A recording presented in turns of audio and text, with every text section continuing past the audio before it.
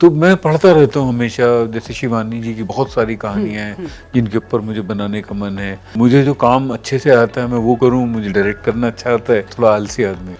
अब राइटर्स की कमी है, राइटर्स की इज़्ज़त मिली है, उनको नाम मिला है, पैसा मिला है, बहुत नया टैलेंट आया है। पंकज त्रिपाठी, उन्हें कितना वक़्त लगा, पंकज त्रिपाठी स्टार हो गए हैं। मकबूल, ओमकारा, हैदर, मतलब अडैप्शन को लेकर हमेशा आपका फ़ैसिनेशन है। तो ये भी जो है चार्ली चोपड़ा वो भी अडैप्शन है। तो उसके बारे में क्या मतलब क्यों इतने फ़ैसिनेट हैं आप? उसमें बनी बनाई कहानी मिल जाती है और मुझे उसमें सिर्फ अपनी सेटिंग ढूंढनी पड़ती है, कैरेक्टर्स को अपना बनाना पड़ता है। तो मुझे इसलिए बहुत इतना सारा कुछ लिखा हुआ है, इतना अच्छी अच्छी कहानियाँ हैं। तो मुझे जो काम अच्छे से आता है मैं वो करूँ, मुझे डायरेक्ट करना अच्छा आता है, मुझे अडेप्ट करना अच्छा आता है, मुझे कहानियाँ स्क्रिप्ट्स अच्छी लिखने आती है, डायलॉग अच्छे लिखने आते हैं। तो इसलिए काम मेरा थोड़ा आसान हो जाता है, थोड़ा आलसी आदमी हूँ। सर तो किरदार का जो अगर मैं अगाथा क्रिस्टी की इस बुक की बात करूँ तो किरदार, बैकड्रॉप मतलब ऐसा क्या था जो आपने इस कहानी को चुना?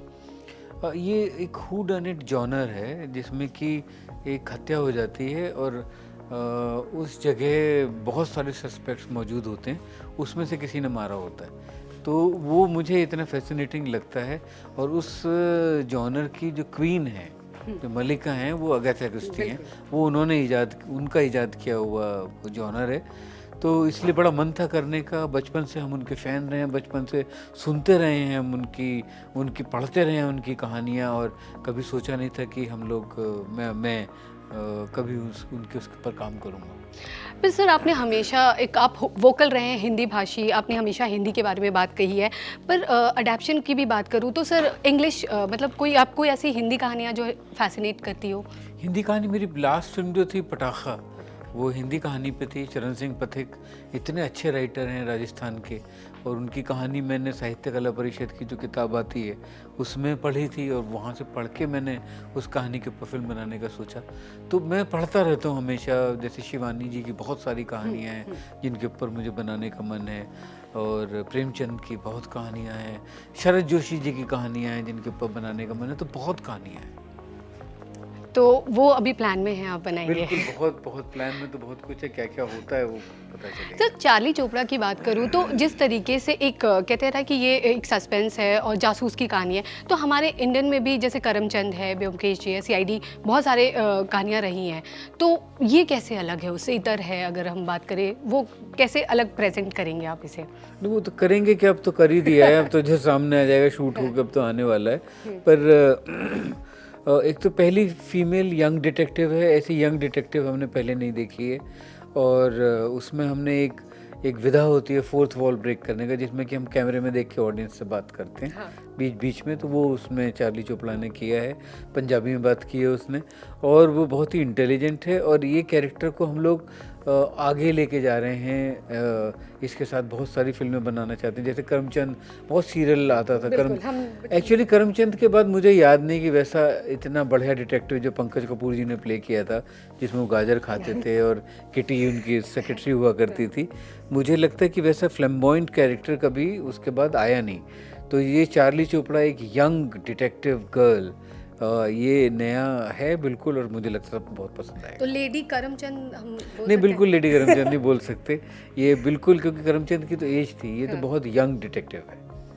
एंड सर मैं अगर मतलब कास्ट की बात करूँ बहुत अनोखे कास्ट है। एक कहते हैं ना कि मल्टी टैलेंटेड सभी, तो वो कास्टिंग का आप मतलब वो आपकी चॉइसेस थी या किस तरीके से एक सबको एक समायोजन जो रहा, वो उस पर थोड़ा वो बताएँ? अपने आप होता चला जाता है, कि जब आप बनाने निकलते हैं, अब कास्टिंग डायरेक्टर्स हैं, आप उनके थ्रू जाते हैं कास्ट के पास, कास्ट को पसंद आता है तो और इसमें फॉर्च्यूनेटली हम जिस जिस के पास गए, नीना जी के पास गए हम, और बहुत कम टाइम था जब हमने डिसाइड किया, क्योंकि मुझे मनाली का स्नोफॉल और स्नो में शूट करने का मन था। तो उसके लिए हम टाइम बाउंड थे, समय की सीमा थी हमारे लिए, तो उसमें हम लास्ट मोमेंट पे सब कैरेक्टर्स के पास गए, पर जिसके भी पास गए उसने वो रोल एक्सेप्ट किया। क्योंकि आपका नाम आ जाता है तो शायद नहीं, आई वो थिंक एक स्क्रिप्ट अपने भी अच्छी थी, शायद ये भी रीज़न रहा हो। एंड सर सीरीज़ है, अगर मैं सोच रही हूँ कि अगर विशाल इसकी फ़िल्म बनाते, तो कौन से जो किरदार है, कौन एक्टर है ज़हन में आते हैं कि आप उनको चुनते या इन्हीं कास्ट के साथ ही यही फ़िल्म? लोग रहते, अच्छा। यही लोग रहने वाले थे और अभी आगे फ़िल्म बनाएँगे कभी, तो इन्हीं कैरेक्टर्स के साथ बनाएँगे। And Vishal sir, you came a long way, बहुत सारी चीज़ें मल्टी, आपने एक सिनेमा को एक नया मतलब अगर हम कभी बोलेंगे बदलते सिनेमा की बात करेंगे तो विशाल जी का जिक्र हमेशा होगा। तो सर अब जिस तरीके से एक ओटीटी ने एक कहते हैं ना कि बहुत सारे इंडिपेंडेंट डायरेक्टर्स को बहुत जगह दी है, बहुत तवज्जो दी है, उस पर आप क्या कह रहे हैं? जो बदलाव हुआ है, पैलेस सिनेमा को लेकर हम हमेशा ये रहते थे, तो उस पर आपकी क्या राय है? हाँ, ओटीटी प्लेटफॉर्म्स के एक बहुत जगह खुली, बहुत काम आया, नए नए डायरेक्टर्स आ रहे हैं, राइटर्स बहुत कम हुआ करते थे। ये लगता था कि राइटिंग से जीवन नहीं चलाया जा सकता है।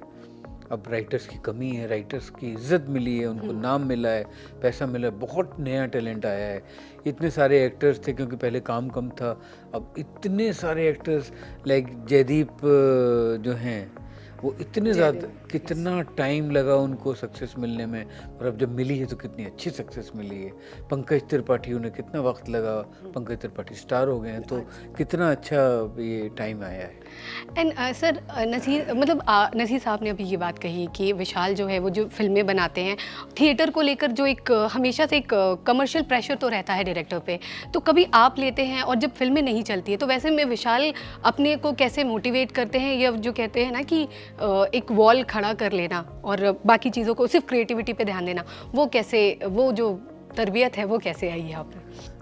नहीं, वो तो एक्चुअली अपने काम से आप अगर ईमानदार हैं और आपका, अगर आप सक्सेस और फेलियर से अफेक्ट नहीं हो सकते, जो कि बहुत बड़ी बात होती है, जो कि स्पिरिचुअलिटी की हाइट होती है, आप अगर अपना काम किए जाएं और उसके फल की इच्छा ना रखें, जो कि गीता में भी कहा गया है, सक्सेस और फेलियर से कोई लेना देना नहीं, मुझे अपना एक्सप्रेशन क्रिएटिविटी का करना है, वही एक बड़ी चीज़ है और वही मेरे लिए सबसे बड़ी चीज़ है कि मैं अपने आप को एक्सप्रेस करता रहूँ।